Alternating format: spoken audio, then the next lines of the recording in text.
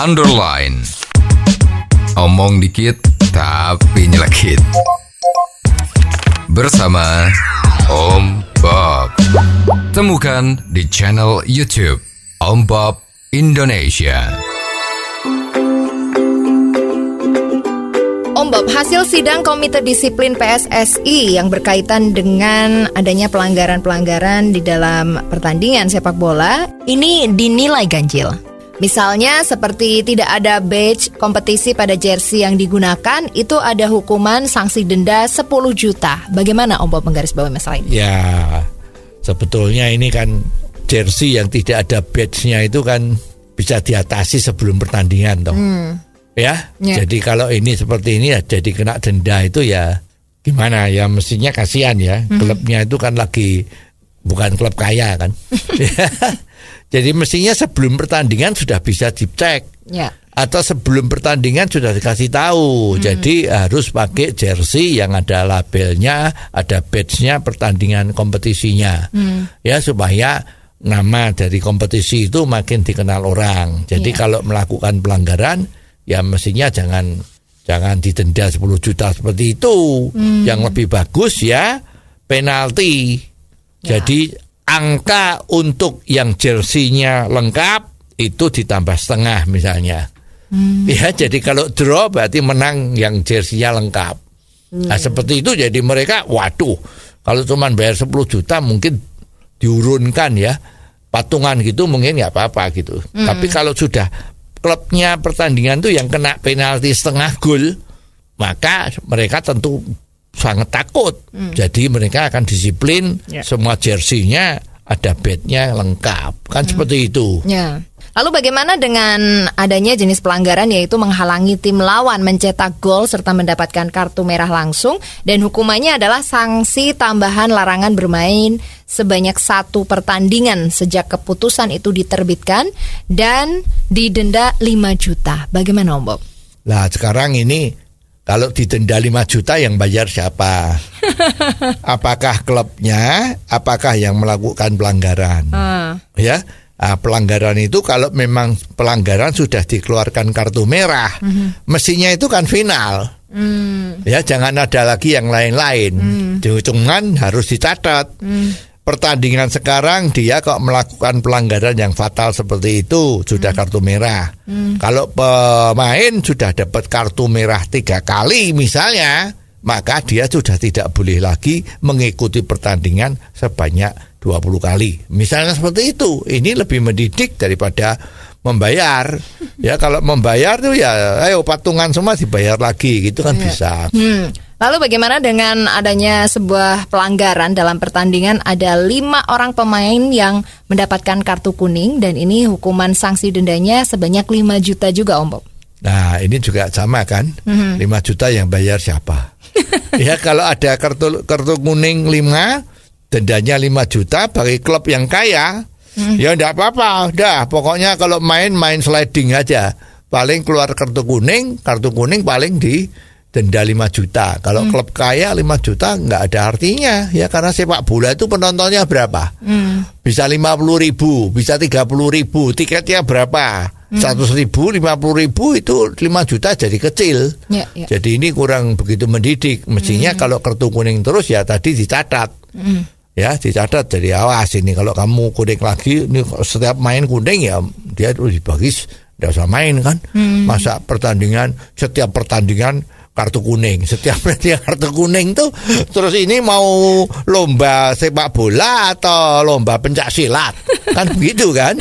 Ada lagi Om Bob, bagaimana dengan adanya jenis pelanggaran yaitu terjadi penyalaan flare dalam jumlah banyak serta pelemparan air mineral dalam botol dan plastik ke arah steward di pinggir lapangan, serta masuknya penonton ke area lapangan pertandingan yang mengakibatkan penganiayaan serta kerusuhan. Ini didenda 295 juta serta sanksi dilarang menyelenggarakan pertandingan dengan penonton saat menjadi tuan rumah. Bagaimana? Ya, ini repot.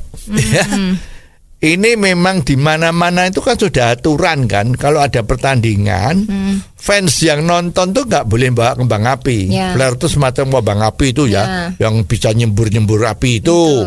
Ya, itu aturannya adalah banyak. Lah mestinya nggak boleh. Satu aja udah nggak boleh, ini aturannya banyak. Nah, kalau banyak ini kan masih debatable.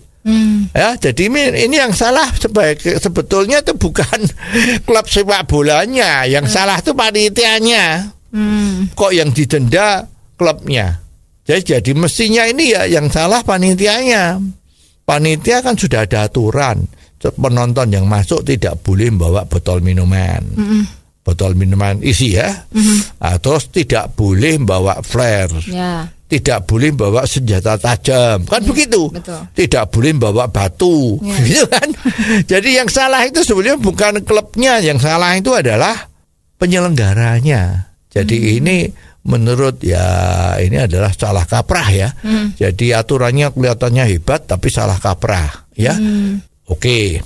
Ada lagi ketika adanya pelanggaran menyebabkan pertandingan tidak dapat dilaksanakan bukan alasan force major, itu hukumannya adalah sanksi kalah 0-3. Ya, itu misalnya ngundurkan diri toh. Nah, kalau undur diri ya oke lah. Karena ada pihak yang tidak mau main ya oke. Bahkan kalau mengundurkan diri di samping kalah 0-3, harusnya juga kesebelasan itu diskors, nggak boleh main berapa kali. Karena ini jadwal kan sudah ditentukan. Yeah. Kalau jadi tidak main, penontonnya kecewa kan? Yeah. Penonton udah bayar karcis. Yeah. Nanti penontonnya marah, panitianya gimana? Bisa-bisa kena bogem kan, repot kan? Ya enggak? Yeah. Jadi ini satu peraturan-peraturan ya oke lah. Selama ini dari dulu kan belum ada peraturan seperti ini. Tapi zamannya Ketua PSSI kita Erick Thohir ini cukup oke. Jadi ini permulaan yang baik. Walaupun masih ada kekurangannya, tapi sudah cukup bagus agar supaya bisa lebih disiplin lagi di dalam permainan itu. Bagaimana kalau pemain yang memukul wasit, Om? Nah, kejadian kemarin kan di PON Aceh kan? Ya. Pemainnya mana itu dari Palu menghantam wasitnya karena wasitnya kerjanya nggak beres. Nah ini kan juga nggak boleh. Kenapa kok ini harusnya disidang juga untuk dikeluarkan bahwa yang mukul wasit itu tidak ampun, harus tidak boleh main resmi sepanjang hidupnya. Ya memang dia kasihan, tapi dia ada korban. Harus ada satu korban, victim kan. Playing victim lah, ini kalau ada korban ya udah nasibnya dia, kenapa seperti itu, emosi macam-macam. Tapi semua orang besok nggak berani lagi mukul sama wasit. Ya. Nah sekarang kalau wasitnya yang ceroboh gimana, memihak pada lawannya, ya udah karena udah jalan jadi wasit kan, putusan wasit kan udah nggak bisa diganggu. Nah tapi dia menjadi skor seumur hidup tidak boleh jadi wasit dalam kompetisi resmi. Jadi semua biar kapok. Ini mestinya harus perlu juga cepat-cepat dikeluarkan peraturan dan hukuman ini agar supaya dunia persepak bolaan kita, rakyat kita itu kan 200 juta lebih, yang main itu kan 11 orang, masa loh nggak bisa dapat yang bagus dari sekian banyak, walaupun sekarang sudah banyak pemain naturalisasi ya. Ini kan terus terang harus bagaimana ya aturannya, kalau baik maka permainannya akan jadi baik menuju kesuksesan nama besar PSSI Indonesia. Seperti pada tahun 50-an itu kan hebat ya, pernah menahan klub Dinamo yang paling utama dari Rusia Soviet, bisa menahan 0-0. Nah 0-0 di Indonesia ini kan sudah diperayakan sepertinya sudah menang kan. Oh jadi begitu ya Om Bob. Jelas deh sekarang. Terima kasih Om Bob untuk waktunya. Sampai ketemu lagi di waktu yang akan datang. Underline. Omong dikit tapi nyelekit. Bersama Om Bob.